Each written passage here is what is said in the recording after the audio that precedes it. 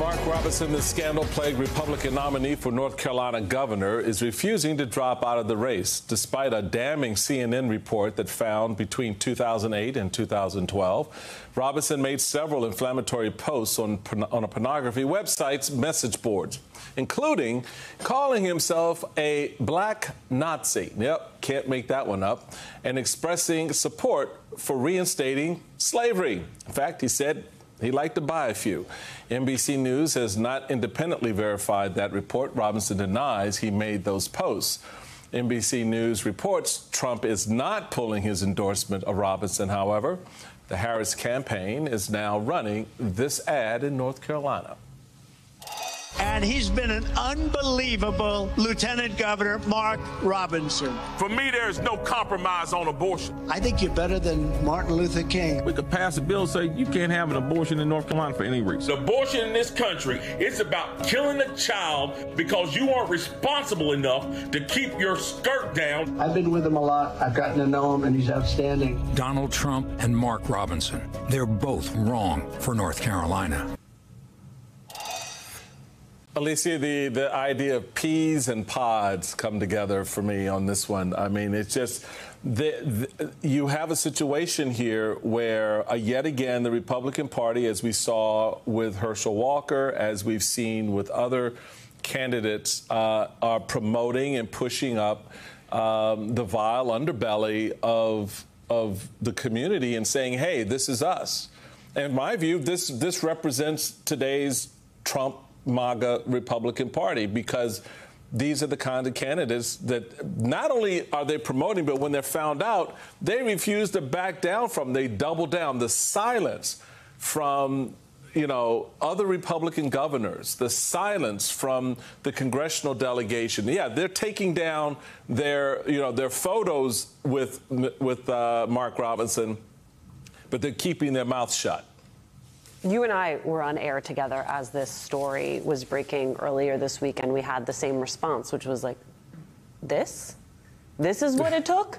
The right. Things that he may or may not have done and said in private. He has told us very clearly who he is and what he believes. It right. creates a clear contrast. And so what was interesting to me about that Harris Walls ad that we're going to see a lot of is it bears no reference to the newest information, to the newest story, because the truth is you shouldn't need the newest story and the newest allegations in order to know that this man is unfit for office and that he has, in part, come up through the tutelage and admiration of Donald Trump. That's a choice.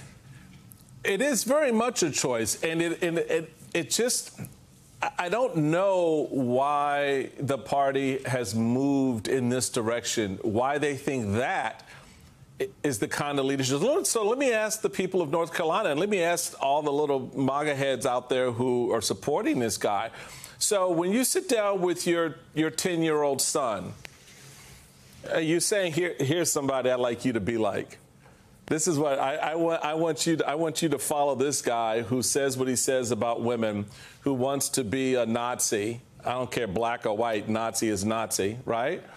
Is this the role model you're leveling up? Because remember, people, the elected officials that we put out there, they're an extension of who we are. They're representative of our community, of our state, of our country, if they're president.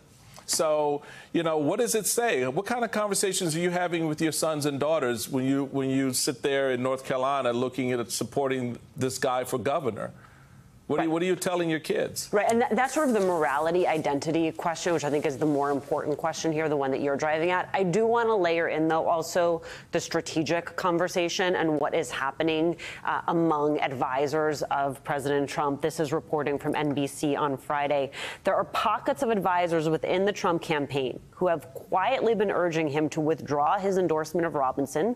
But so far, those requests have fallen on deaf ears, according to a campaign official. Additionally, Republican members of the North Carolina congressional delegation, including Senators Ted Budd and Thom Tillis, and Republican National Committee Chairman Michael Whatley, who is from North Carolina, planned to privately urge Trump to pull his endorsement of Robinson, according to a person familiar with the conversations.